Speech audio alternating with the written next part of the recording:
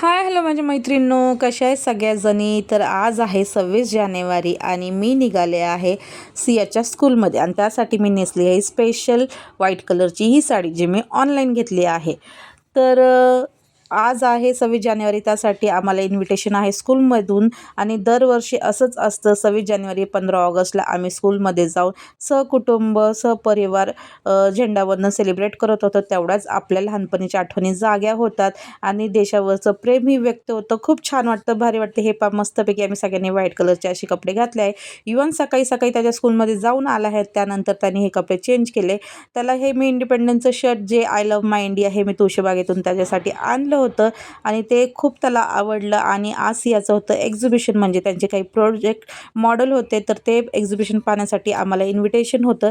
तर युवन आणि त्याचे पप्पा होते सोसायटीमध्ये रिपब्लिक डे साजरा करत होते आणि मी होते सियाच्या स्कूलमध्ये तिचं एक्झिबिशन अटेंड करत होते. तर आज रिपब्लिक डे स्पेशल माझ्याकडे होतं आसावरी स्पेशल घारगे. म्हणजे जेव्हाही 15 ऑगस्ट किंवा 26 जानेवारी असतं तर ते सुट्टी आम्ही एक गव्हर्मेंट हॉलिडे म्हणून न घालवता एक सण असल्यासारखा साजरा करतो. काय मी लहानपणापासून ऐकत आलेले आहे माझ्या आजीकडून, माझ्या मम्मीकडून, की जेव्हा पण आधीचे लोक ना 15 ऑगस्ट किंवा 26 जानेवारी असायचे ना, तर ते एक सण म्हणून साजरा करायचे आणि प्रत्येकाच्या घरात गोडधोडाचा स्वयंपाक, पुरणपोळीचा स्वयंपाक असायचा. तर मीही त्या सगळ्या गोष्टी फॉलो करते आणि मलाही ते करायला आवडतं. त्यानिमित्ताने मुलांनाही कळतं की आजचा दिवस आपल्यासाठी किती महत्त्वाचा आहे. म्हणून आज मी केले आहे घारगे, म्हणजे पंपकिन भोपळ्याचे घारगे. तर हे मस्तपैकी अशा छानपैकी पुऱ्या माझ्या झालेल्या आहे ते करून, आणि हे मुलांनाही फार आवडतं. युवन तर फॅन आहे या गोष्टीचा, त्याला खूप आवडतं, म्हणून मी जास्त प्रमाणात पीठ मळून ठेवत असते.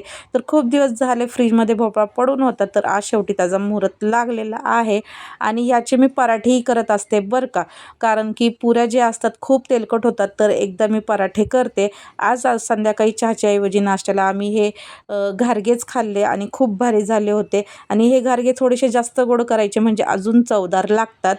तर जेव्हा हे पीठ उरतं ना, तर दुसऱ्या दिवशी मी मुलांच्या टिफिनसाठी किंवा शॉर्ट ब्रेकसाठी किंवा नाश्त्यासाठी त्याचे पराठे करत असते. हो, पराठे ऐकलं का कधी? नसेल ऐकलं, कारण किती करणारी मी एकटीच आहे. कारण की पुऱ्या खूप तेलकट असतात आणि ते सारखं सारखं खायला आवडत नाही, म्हणून त्याचे पराठे केले ना खाल्लेही जातात आणि बरंही वाटतं. आता हे मी बघा छोटासा असा पराठा करून घेतला आहे, हे बिस्याच्या टिफिनला देणार आहे आणि खायला खूप भारी लागतं. आता तुम्ही ह्याला तूप वगैरे लावून मस्तपैकी शेकू शकता, पण मला आणि याला तूप आवडत नाही, म्हणून हे बघा तेलमध्येच किती छान खरपूस असं भाजून घ्यायचं आणि खायला खूप छान लागतं. नक्की ट्राय करा.